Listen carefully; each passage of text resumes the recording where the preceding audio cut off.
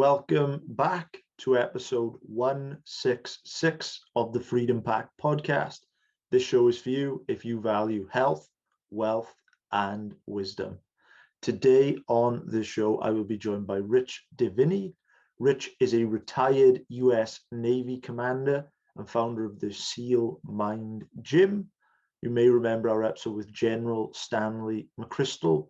Well, Rich served alongside General McChrystal, so this should be a fabulous episode today. Rich has just released his latest book, The Attributes, 25 Hidden Drivers of Optimal Performance. So let's kick this off today. Rich, welcome to the show. How do you best conceptualize the difference between optimal performance and peak performance? What a great way to start, because it's the foundation of all of it, really. And the idea is that peak is simply an apex. Everybody's kind of striving for peak performance all the time, but we have to understand that peak is simply an apex from which you can only come down. And peak has to often be prepared for and scheduled and planned. So the professional athlete, for example, can plan their entire week to peak for a certain moment for that sporting event, right? And so there's nothing wrong with it. I mean, the business person can plan to peak when they're giving a presentation. But when people would come to me and ask me about SEALs, military special operations, they would often assume that we were all peak performers, and I would disagree with them. And I'd say, no, we're actually optimal performers. Optimal is a little bit different. Optimal is, how can I do the very best I can in the moment, right? Whatever the best might look like. And so sometimes the best looks like our peak. It looks like flow states and uh, and everything's clicking and everything's going well. But sometimes the best we can do in the moment is we're just grinding it out. We're just taking step by step. And it's cold and it's dirty and it's dark and it's muddy and it's hard, right? But that's still the best we can do, and that's still optimal performance. And so optimal performance speaks to just much more of a realistic, I think, goal, because it allows for modulation. It allows for you to an individual to go to peak when they need to and when they can, but also, when it's tough and things are gritty and you don't know what's going on, you're doing the best you can. That's the best you can. That's optimal. So that's the difference. And I think it's a better goal to strive for. I would love to know, as far as attributes go, what role do attributes play in our life? An enormous role, and this is what I kind of figured out when I was running my, kind of a specialized SEAL training and assessment course, was that we were often looking at very visible things that weren't telling us the real story, and so so I really kind of found the difference. I had to kind of articulate the difference between attributes and skills, and so just to kind of lay it out for everybody. Skills are not inherent to our nature. None of us are born with the ability to throw a ball or ride a bike or drive a car. We have to be taught those things. We can be taught them. We can sit down and learn them. They also direct our behavior in known situations. So here's how and when to drive a car, or here's how and when to ride a bike. And then, because they're kind of tangible like that and they're visible, they're very easy to see, assess, and measure and test. You can see how well anybody does any one of those things. The problem with skills is that skills don't tell us how we're going to show up in uncertainty, challenge, and stress in unknown environments, because it's very difficult to apply a known skill to an unknown environment. This is where attributes come in. Attributes are, on the other hand, inherent to our nature. All of us are born with levels of adaptability and patience and situational awareness, right? We see this in small children. Of course, they develop over time based on nature and nurture, but you can see it in small kids. They also inform our behavior rather than direct it, right? So for example, my son's level of adaptability and perseverance and resilience informed the way he showed up when he was learning how to ride a bike, and he was falling off a dozen times doing so, right? So they inform our behavior, and then because they're hidden in the background, they're very hard. They're not so visible. They're very hard to see, assess, measure, and test. It's hard to sit down across someone and measure or figure out how patient they are or how adaptable they are, right? The attributes come to the fore. They're the most visible and visceral during times of challenge, uncertainty, and stress. And so this is why SEAL training for me was such a great laboratory inside of which we could see this, because, I always joke, when you go through basic SEAL training, you spend hundreds of hours carrying heavy boats on your head. You spend hundreds of hours exercising with 300-pound telephone poles and running around with those things on your shoulder. right? Through my course of more than 20 years in the SEAL teams, I conducted hundreds of combat missions and I conducted thousands of training evolutions. Never on one of them did I carry a boat on my head or a telephone pole on my shoulder, right? So what they were doing to us in SEAL training when they made us do those things, they weren't training us to be Navy SEALs. What they were doing is they were putting us in these situations, these environments, to tease out these hidden attributes to see if we had what it took to do the job. And so kind of make this all kind of relatable is that 2020 for all of us was our own version of SEAL training, right? There are two big differences. None of us volunteered to be there, and none of us had the option to quit. But we were all thrown into stress, uncertainty, and challenge. So all of us actually got a crash course, whether it was conscious or unconscious, in these attributes because they all kind of came to the fore. And that's such a great point, because in the Navy SEALs, to get out of Hell Week, all someone would have to do is to ring the bell, and they can get out of it. But nobody could ring the bell on 2020. It's also a great reminder of a concept we've discussed on the show, hormesis, which just means what doesn't kill you makes you stronger. And 2020 has certainly built that resilience for a lot of us. So as far as attributes and skills in your model, I'm really curious, because if we're imagining, say, an iceberg, then I sort of imagine attributes being the ice under the surface, with skills as sort of the iceberg on the tip, the tip of the iceberg. Is that a kind of fair assessment of sort of what you are proposing? In terms of the visibility, it's a very fair assessment. And again, both are required, right? You have to have skills. I mean, skills are of importance. But when we apply a skill, the way we apply it, the way we show up to it, the way we're handling all of this external stuff, our internal makeup is driven by these attributes, right? So that's really the test, and really kind of the back of the envelope test, because there could, between attributes and skills, because they get conflated often, is can it be taught or can I teach it? So for example, if you, Joe, if you felt you were an impatient person and you wanted to be more patient, I could not sit down and give you a class on patience, right? That's something that has to be self-directed. Versus if you said, hey, Rich, I want to shoot a gun better, right? I could certainly give you a class on how to shoot a gun better. That's a skill, right? So attributes can be developed. It just takes self-motivation, self-direction, and then it takes a willingness to step into discomfort and uncertainty to then test that attribute. You would have to, for example, place yourself into environments that tested your patience, and it would be difficult and uncomfortable, but that's how you do it. I love it, man. I love it. I think that a lot of people kind of think that younger generations are getting soft. I would love to get your thoughts on this. And, first of all, do you see this? And if so, which attribute or attributes do you think that the younger generations are missing the most? It's a great question and it's a loaded question. But I would say the easy answer is there's no generational stamp on any of these things. It's a very human thing. It's like judging hair color, right?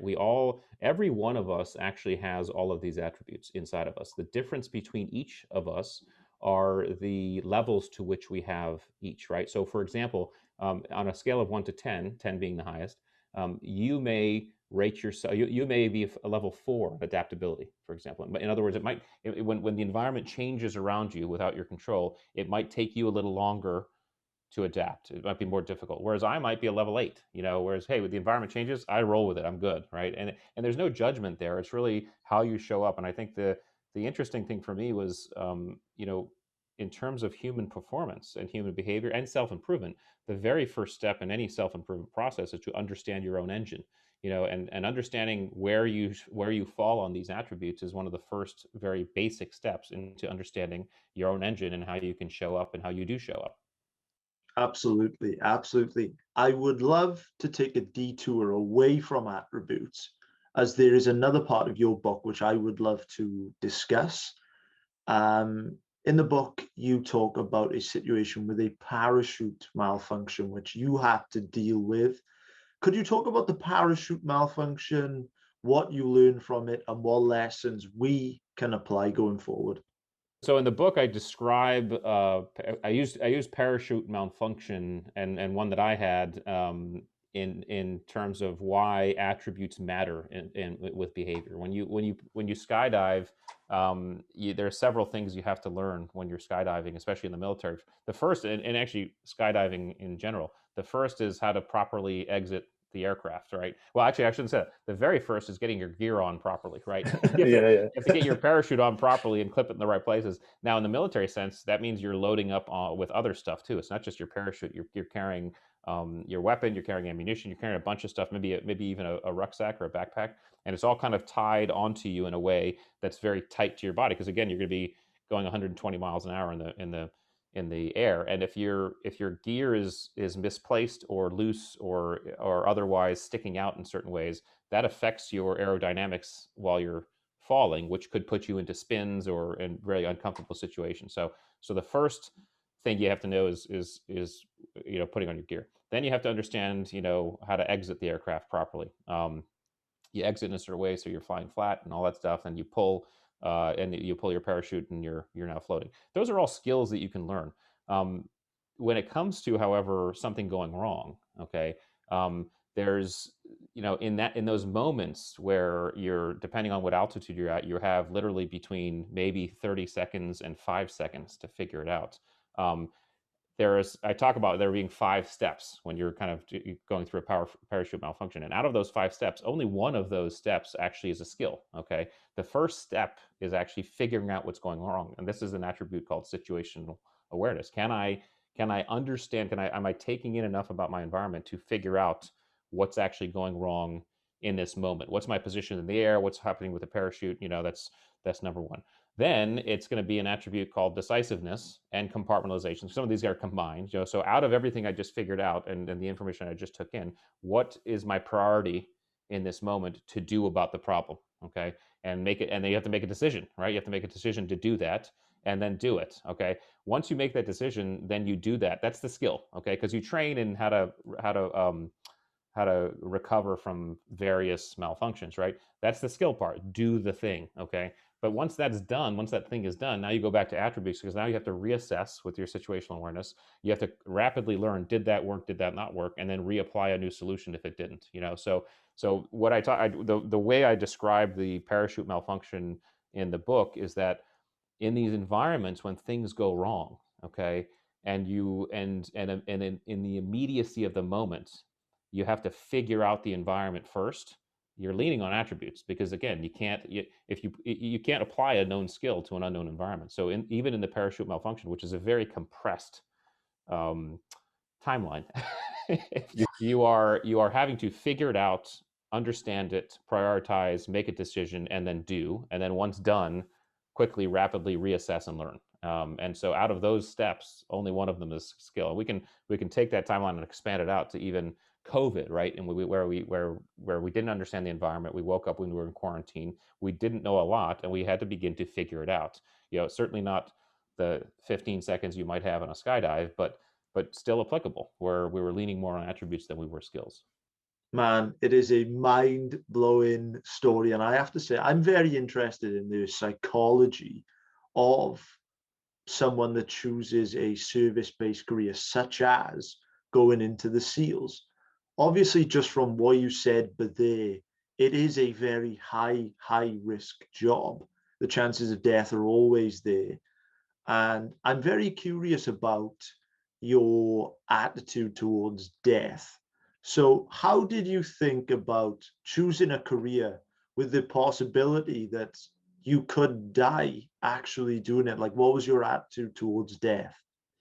I think I could say, certainly personally, and I would imagine most of my teammates would agree, is that we didn't think about it, because again, there's a concept I truly believe in, and I think it's more of a human concept, is that you attract what you focus on.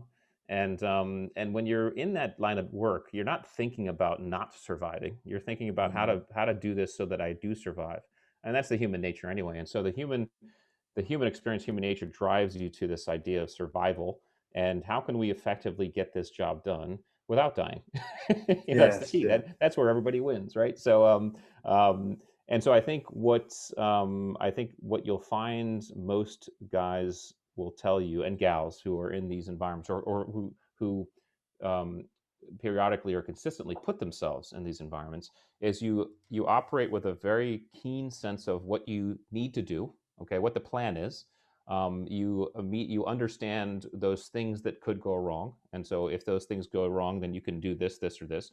But then you have a confidence and an ability to, if things go really sideways and you can't pre-predict a solution, so you can't plan ahead, you're okay. You'll figure it out. You'll figure it out in the moment. And this is where you I think gain true confidence, is this ability to operate effectively in uncertainty, and the unknown. And that's why attributes are so important in that environment. And what we have to understand about courage and fear is that, first of all, courage cannot exist without fear. And we've heard a lot of famous people say this. We've heard a lot of really wise people say this. This is also backed by neuroscience. I mean, and so Andrew Huberman, who we both talked about, the neuroscience out of Stanford, who's been one of your guests, he and I have worked together now for 3 or 4 years. He talks about this, and we've talked about this a lot, and he's in the book. But what happens when your brain begins to tip into fear is that it's given a choice. It's given a choice either to fight, which is really not so much put your dukes up and hit things. It's really just step into the fear, or flight, retreat, okay, retreat away from the fear. The freeze response, which we've all heard of, it exists, but it's not really, it's more of an oscillation between the two. It's basically you deciding whether or not you're going to fight or flight, okay? Flight, yeah. Whichever one you choose, flight or fight, it's gonna kick off a circuit in your brain, and they're different circuits, right? As soon as you choose to, for example, step into your fear, okay, fight, that's the courage switch. There's a switch that clicks in your brain that says, okay, I'm stepping into this. And then we get a reward. We get a reward of dopamine. We get a dopamine reward when we do that. Dopamine, we know, very powerful neurotransmitter, tells us, hey, this feels really good. It's one of the keys, the key substances in addiction. This is why we keep on doing these things. But this is it's a human neurotransmitter. So when we step into our fear, we get that dopamine hit. So that's number one. First of all, number one is we are designed to be afraid. We're designed to stress. We're designed to feel agitated. So in other words, the human experience is such that, when things are bad, like, for example, if you're hungry, your body's going to feel agitated. And that's saying, hey, go get food. When you're lonely, your body's agitated. It says, go find companionship. Okay, so stress and fear. Stress is not a bad thing, because it's agitation telling us to get up and move. Fear is not a bad thing, because it's allowing us to assess risk. Because sometimes it's not a good idea to step into our fear. Sometimes it's a good idea to run away from that bear. Right? You shouldn't fight a bear. Run away from it. Right? So that's number one.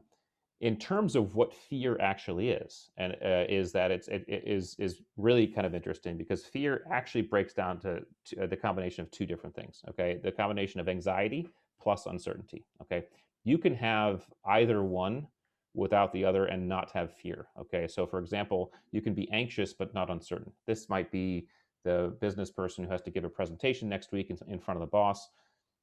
Anxious about it, nervous about it, right? Knows exactly when it's going to be, knows exactly what they're going to present.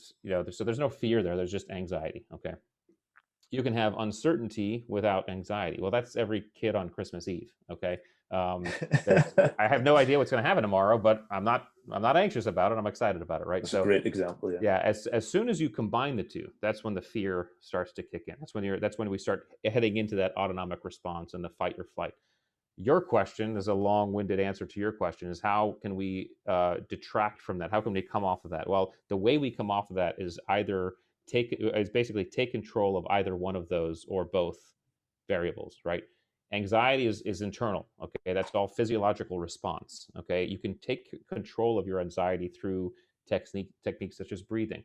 There are visual techniques that allow you to come off of a sympathetic response into a more parasympathetic. So you can actually take control of your physiology to manage anxiety through those tools, right? Breathing, visual tools. You could use visualization tools where you're actively visualizing something that's calming and peaceful.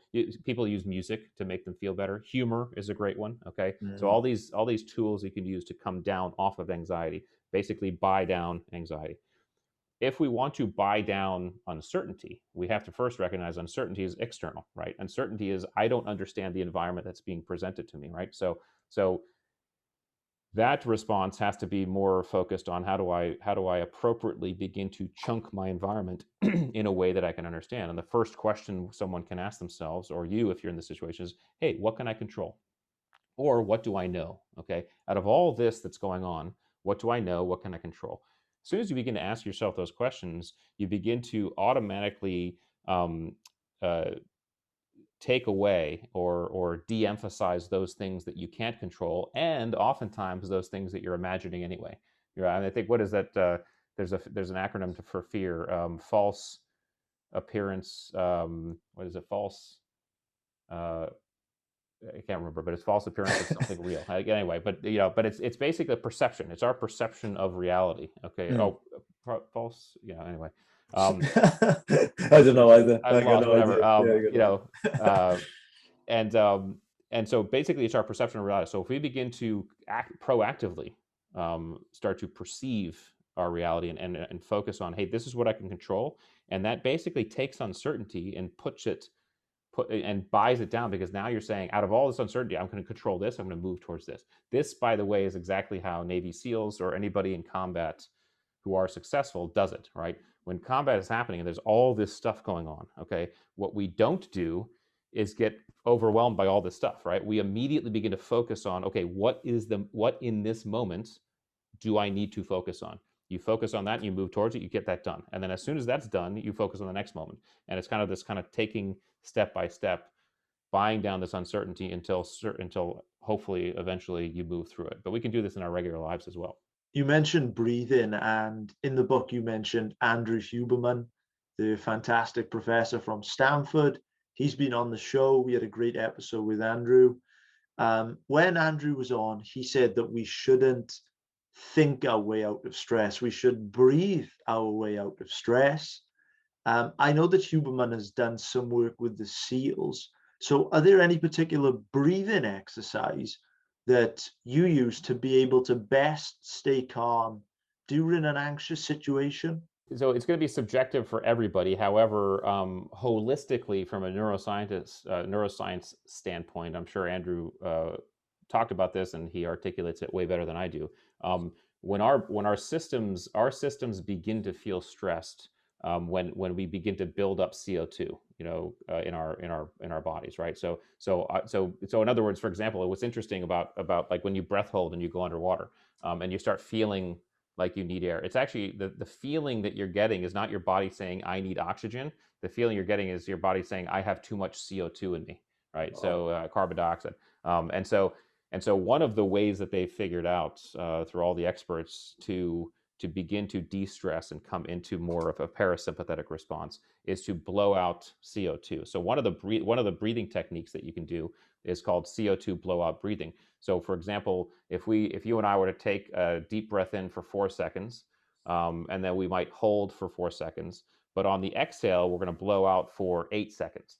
And then on the bottom, we're going to hold for 8 seconds, right? That's basically what's happening is we're blowing out our CO2, and we're basically trying to get that out of our system to repopulate our system with oxygen and purge our system from CO2. So that's one of the kind of the neurological, physiological ways that we can affect that sympathetic parasympathetic relationship. So, I would love to just talk more generally, and let's switch gears and take the conversation to 30,000 feet.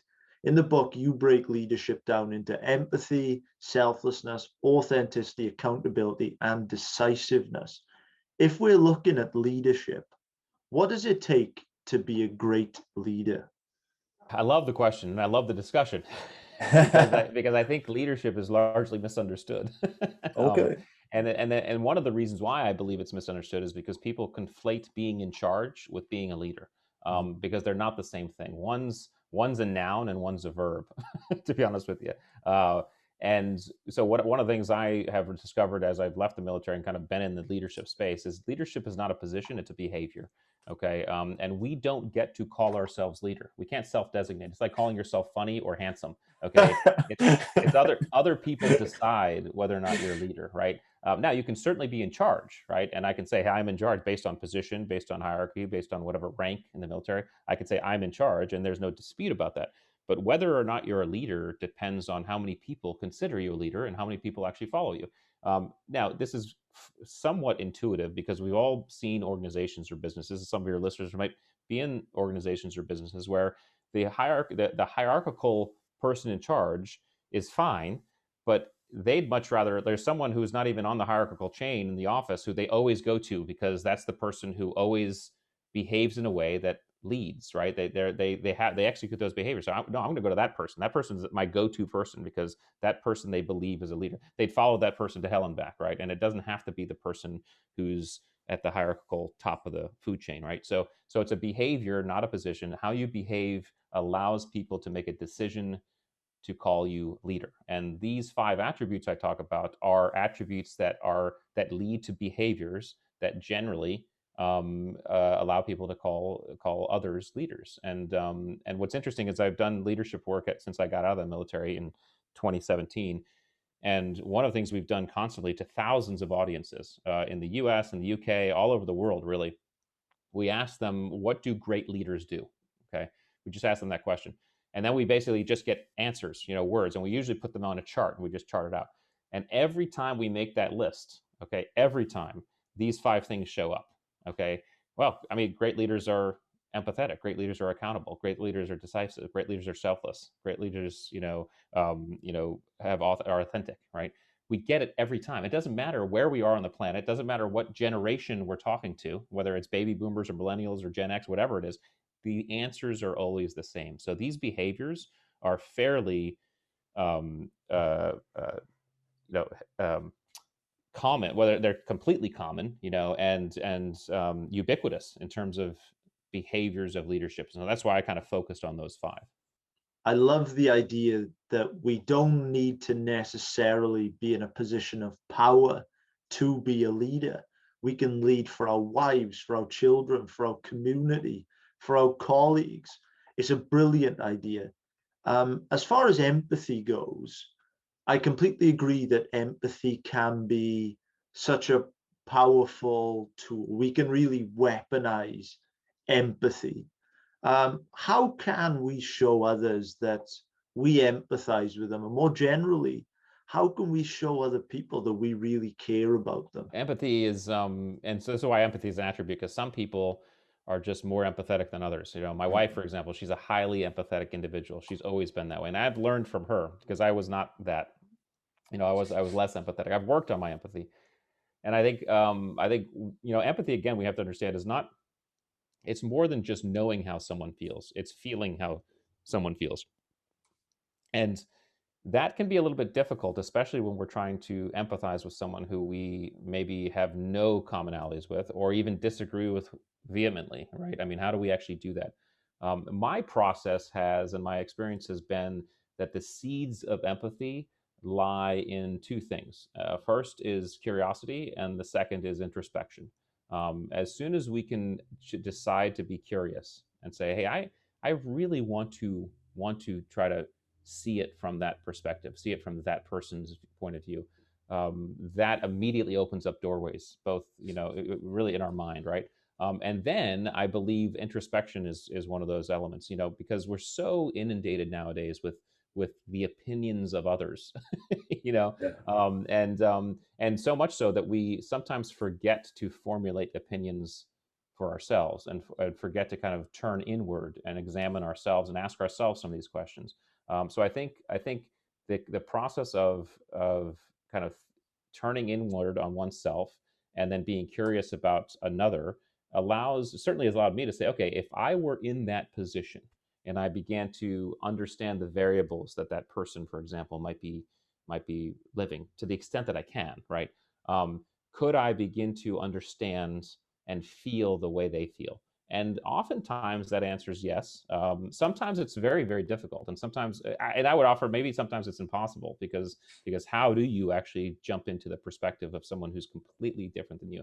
But I think even just engaging the process is an attempt at empathy, which will be valuable for all of us. And certainly, if you're in charge of people, it can be, it's a lot easier. What's interesting, Joe, is that a lot of people who are in charge of other people, were once in the position of the people they're in charge of, right? Yet they forget sometimes how it felt to be down there. Parenting is a perfect example. Like my boys are teenagers now, And sometimes I have to really remember as I'm speaking with them and looking at them and dealing with them, hey, what did I feel like when I was a teen? How did I feel? And that's how you empathize. You say, hey, just look back. I mean, and feel what you felt and try to empathize that way. So that's another, I think, trick. Yeah, I love that you talk about empathy. What would you say are the major benefits of being empathetic? Why is empathy so powerful?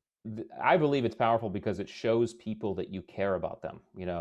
It shows people that you have deep concern and care. If anybody, but certainly a leader, takes the time to understand and feel with another human being, that's a very, very powerful chemical bond that's being created. And we could probably get the neuroscientists in here and name the chemicals that are being expressed. But we all know this.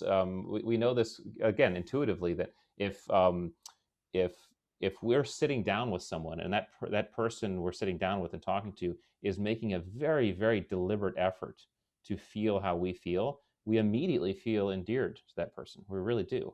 We feel like this person gets me. They really do. And that's a powerful leadership quality. So it's a very bonding chemical, or it's a very bonding attribute. And I think it also just opens perspective, for the person who's striving to be empathetic. I love it, man. Another topic which we are extremely interested on this show is decision making. Whether we like it or not, I guess we are always making decisions, right? The quality of our lives is directly proportionate to the quality of the decisions that we make. The ramifications of me, a 25-year-old guy from Wales, making a bad decision, they seem much smaller than you making a bad decision as the commander of the Navy SEALs. What are some of the best decision making tips that you've used that you could tell us about? So the attribute of decisiveness in leadership speaks to this ability to efficiently and effectively make decisions. Okay, and by efficiently we mean with some essence of speed, and effectively we mean with some essence of understanding of the variables involved. Okay, but again, decisiveness implies that there's not a protracted process here, right? And so as a decision maker. And I think as a leader, and again, certainly there are some decisions that can be protracted. I mean, and in those cases, I think the way I would make those decisions when time was not of the essence and we had some of it to spend, I would bring people in. I'd get opinions, I'd get thoughts, I'd get perspectives. I think that's always a very valuable tool that any leader has at their disposal to make effective decisions should they have some time to do that. However, we all can think of people in our lives who we consider leaders, and one of the reasons why we consider those people leaders is because they are able to effectively and efficiently make decisions somewhat unilaterally, and they do it in a very efficient way. And so what that means is, are you able to take in the information you need to about a situation, issue, or problem, not get overboard on what too much information is. There's a rule we always had in the SEAL teams. It's like the 80-20 rule, which means, hey, we're if we can collect about 80% of the information, we're good. Okay, then we'll go. Sometimes though, we couldn't even collect 80. It was up to us whether or not we had enough. If maybe 50 was enough in the case. Maybe depending on the urgency or the importance, maybe 45 or 40% of the information is enough. And then, but just assume 80. We could try to get to 80 as much as we could. And then just to know that, hey, there's 20% of stuff that you're just not going to know.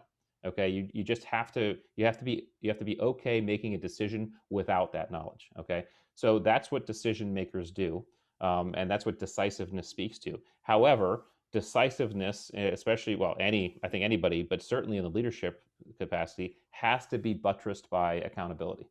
Okay, because if you're not accountable, if you're not holding yourself accountable for that decision, you're going to look like a fraud, right? So, and again, when you make that decision, there's a difference between a decision that's final and a decision that's permanent. Okay, the decisive leader makes a final decision. Okay, but the accountable leader also says, hey, that's a decision that's final, which means we're going to move out on this the way I've decided, but it's not permanent, right? We're gonna as we move out of this, as we see and adjust and see how this decision is actually manifesting, we may change, and we may adapt because it might not have been the best decision. We may have to change along the way. So decisiveness has to be buttressed with this idea of accountability, and I would offer adaptability as well.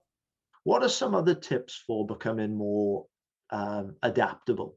So adaptability, we all have to recognize, is this idea that the environment is going to change around us without our control. I mean, and it's up to us as to whether or not we want to evolve or go extinct, right? So I use the analogy of the frog versus the dinosaur in the book, right? And again, we all know dinosaurs could not adapt, and it wasn't their fault; they just couldn't. And they went extinct, right? Well, the frog has lived through about 5 different extinction level events, right? Because the frog is designed to adapt to its environment and has done for 300 million years.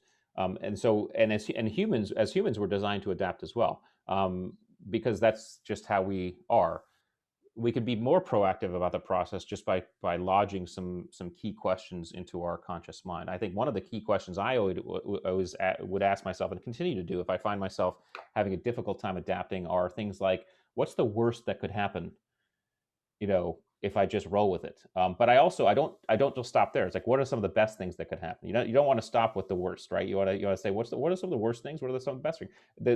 Some people might raise an eyebrow to asking what are the worst things that are happen, because it might seem a little negative. But the value of sometimes asking that question, if you ask it honestly and you give yourself honest answers, is that you actually can sift through some of the BS, because your brain comes up with some crazy ideas of what the worst things could happen. And so sometimes I've asked myself that question, hey, what's the worst thing that can happen? And some of the immediate answers I get, it's like, that is one of the most ridiculous things I've ever, why am I even thinking that? It allows for a dismissal process, right? So asking the question can allow for a dismissal process that can actually be valuable. On the other side, it can also allow for a thought process that can more appropriately assess risk, that you may have otherwise not seen, right? So asking the question, what's the worst that could happen, but then say, okay, what are some of the best things that could happen if I roll with this, or when I roll with this, and then really opening the aperture to that. And then, of course, there's the default is to recognize in life that I don't think, I could be wrong on this. We'd have to ask the scientists, but nothing in this universe doesn't change over time, right? I mean, in other words, I don't think we've discovered anything in the universe that stays the same over time. Everything changes over time.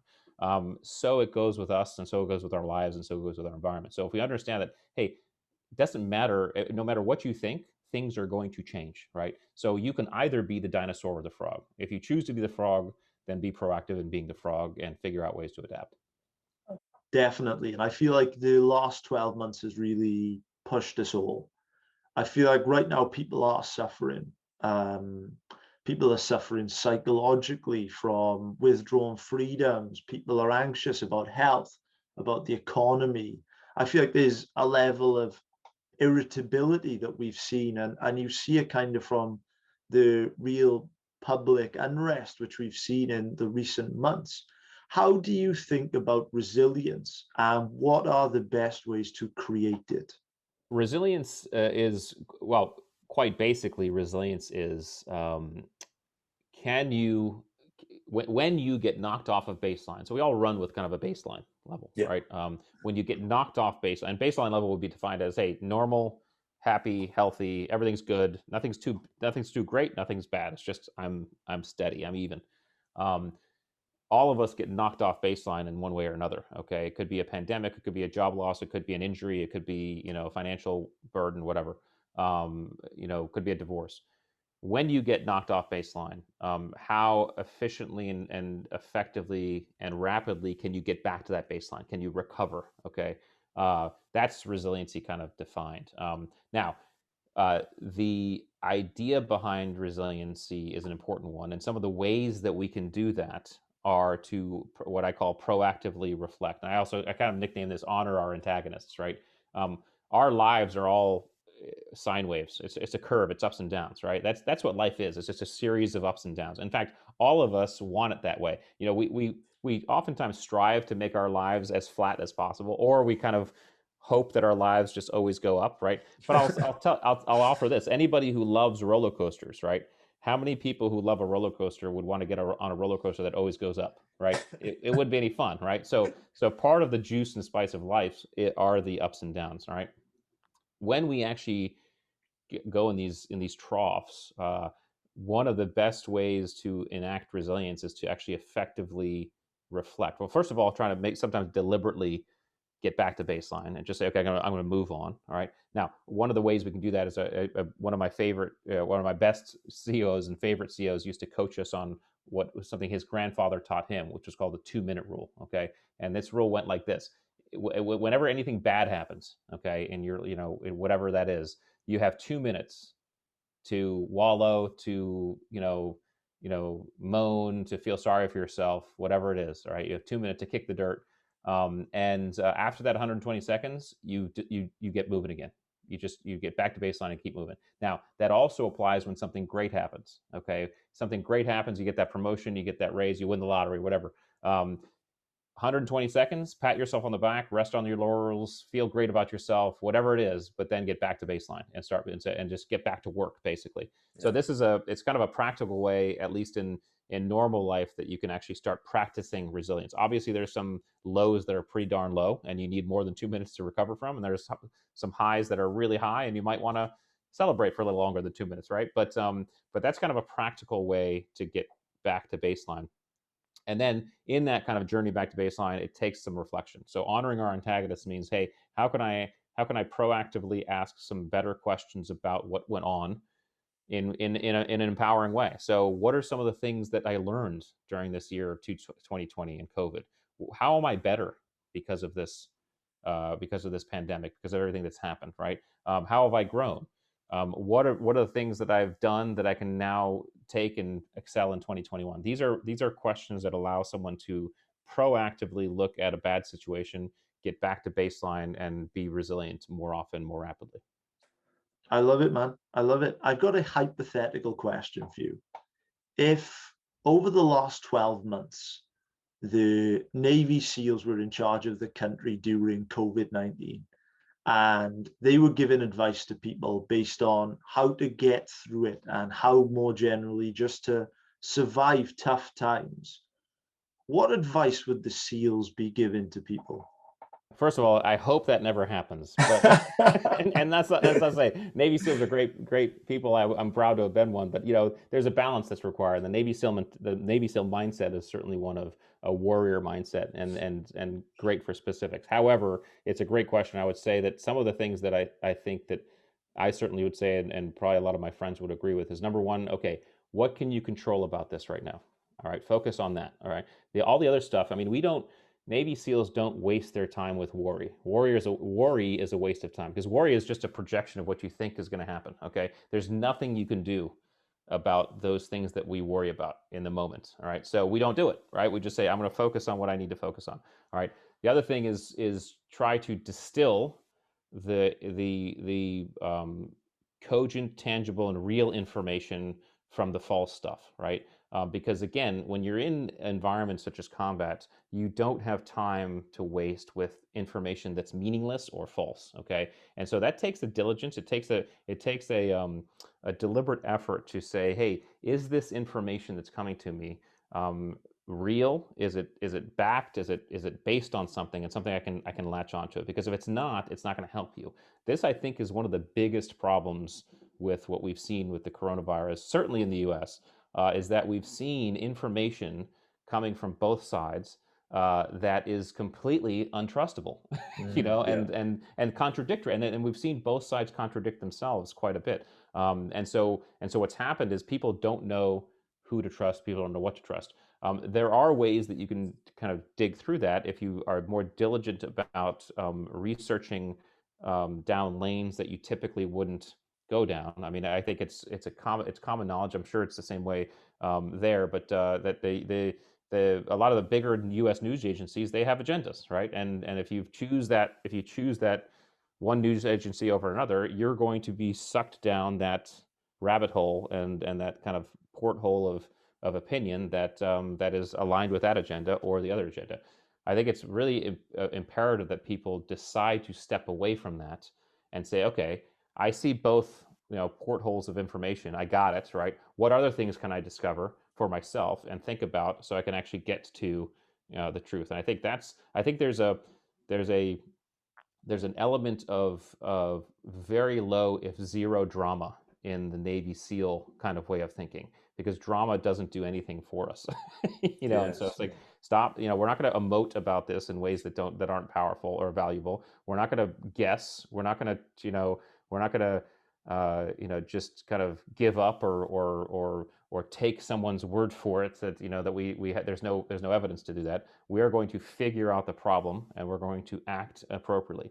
And in that action, we're going to take steps, and some of those steps we might be a little bit uncertain about, but we're willing to say, once we take that step, if it was the wrong step, we're going to back up, we're going to hold ourselves accountable, we'll take a different step. So I think it's just that proactivity that I would recommend everybody. But if I were to boil it down to anything, focus on what you can control and don't worry about things you can't control.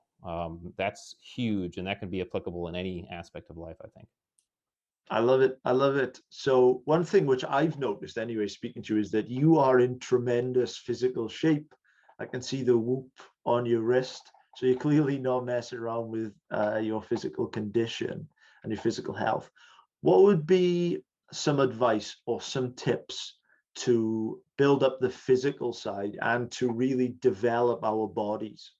Great question, and I know a lot of people thinking I'm a former Navy SEAL are going to think get in the gym and lift weights, which is something I do, but it's not something it's not something I would say do that. It's the actual build muscle type thing is subjective for everybody.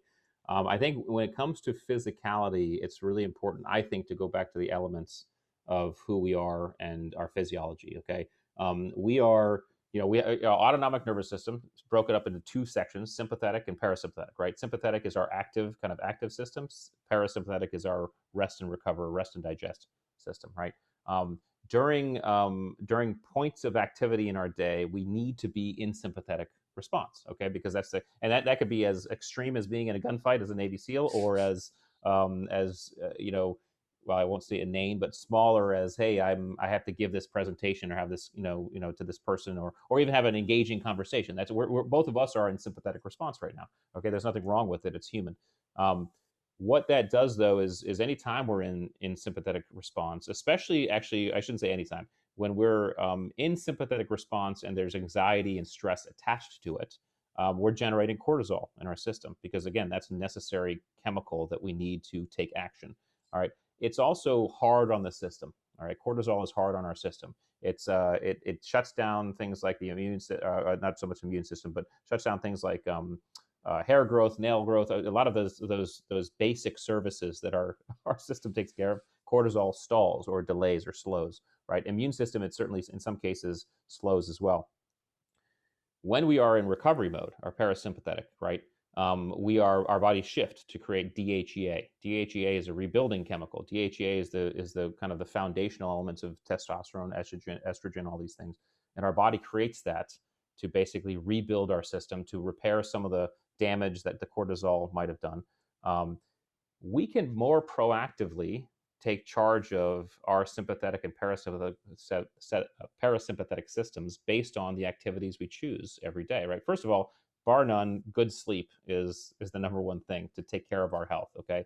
But other ways we can do that: when we are joyful, when we're at peace, when we're happy, when we're laughing, we are actually shifting into, and I wouldn't say we're starting to get into some more in-depth physiology and neurology. So I want to make sure it's general, but even when we're kind of in a sympathetic response of joy and laughter, okay, we're still creating DHEA. We're still on the healing side of that. So my advice in terms of health would be to make sure you're actively populating your life and your days with things that allow you to be happy, joyful, peaceful. Right. Try to, obviously, eat right. I mean, garbage in, garbage out. That's a it's a truism, Yeah. right? So eat right, get good sleep, because that's true too. But try to do more things. Well, first of all, figure out what those things that create joy for you are. For some, it might be reading. For some, it might be I like jogging in the woods. I like spending time with my family. It could be anything like that. Listening to music, and do those things, and proactively schedule those things in your day. So for some people, it's meditation. Some people love meditation because for them, it's that. So that's, I think, from a very general elemental standpoint of health, very, very important to manage our physiology in a way that we're not allowing stress and anxiety to dominate our energy expenditure throughout a day, and we can do that more proactively than we think. Rich, I have absolutely loved, man, discussing this with you today. There's been so many great tips from leadership to psychology to neuroscience, your own personal experience that you share. I'm going to pop a link below for everybody. If anybody listening wants to pick up a copy of the attributes, then there will be a link in the description below. Man, today we've obviously been discussing your book, but I would love to know what books that you've read have impacted your life. I love all topics because I think for me, reading is one of uh, the best ways to just accrue knowledge. And I've enjoyed it since I was a kid. And I try to read a bunch of stuff. What I need to do more of is I need to read more fiction. You know, sometimes I've been guilty, especially if you asked me 5 years ago, I was a little bit of a snob when it came to fiction. I was like, well, I don't want to waste my time with fiction. I'm not going to learn anything there. But fiction in doses is great as well. Now, again, some people use fiction exclusively, which is more escapism than it is, anything else. Yeah. But a good fiction novel gets your brain thinking along lines that you otherwise wouldn't thought of, and it also rests and relaxes you. So I need to read more fiction. I do love Nassim Taleb's stuff, Anti-Fragile, Black Swan. I love Harari's stuff, Sapiens. I love. I do love the occasional leadership book. I love, right now I'm reading a book about HRV breathing, heart rate variability breathing, which is another kind of, and they talk about it with the Whoop stuff, right? But it's another aspect of health, and it's another way our heartbeats, or actually the variability between our heartbeats, can start to describe our sympathetic and parasympathetic health, right? And so that one, Dr. Lee, who I know, mutual friend, his book Eat to Beat Disease, I'm also looking at that as well. So I would encourage people to, first of all, read, because there's an activation that happens in the brain when you're actually reading words versus just watching it. And then force yourself, if you have to. I don't have to force myself often, but some people do, to be introspective about what you read. Stop for a moment, think about it, process it, ask yourself some questions about it, because that process is really the creative process to find. So that's what I would recommend. And I need to read more. I've just recently committed to trying to read 10 pages a day, because if you add that up, that's a bunch of books in a year. So I'm gonna try to do more. So My last question for you today: what makes a life worth living? for me, uh, it's love, companionship, and taking care of those people that you care for. And I think also for me, it's I think we as a human race are, interestingly enough, in this race. It's probably a race. It's more of a journey than it is a race. But as we go down this track of our journey, I think it's important for us, and certainly me, to leave the track better for the folks that are coming behind me than it was than I experienced it. And I think that's important. That would be, when I'm able to do that in these small doses, whether it be for others through the book, or whether it be for my kids or for my family, I feel good. That for me would be the definition of well-being. Man, a beautiful, beautiful answer. And I completely agree. We're here, so let's make things better. Where can these guys connect with you? Best place is theattributes.com. Just go to the website. There's a bunch of stuff there. You can get the book there. You can take the assessment. We have an assessment tool on the website where you can take the assessment for grit, mental acuity, and drive, and figure out where you stand on each of these attributes. Quick caveat: it's basically a snapshot, because it's very hard to assess someone's attributes by taking a test, right? It's more experiential. But we've gathered data from about 1,000 people worldwide. So when you get the results, it's really as you compare to others. And it's a snapshot from which you can kind of do some extra self introspection. And we'll just put up some workbooks there that people can grab, that will help them develop attributes if they're interested in developing attributes. And then find me on Instagram, Rich Diviney, at Rich Diviney on Instagram, and then also LinkedIn as well. So any of those places. Man, thank you so much for coming on the show. Thanks for having me. It's been great. Appreciate it.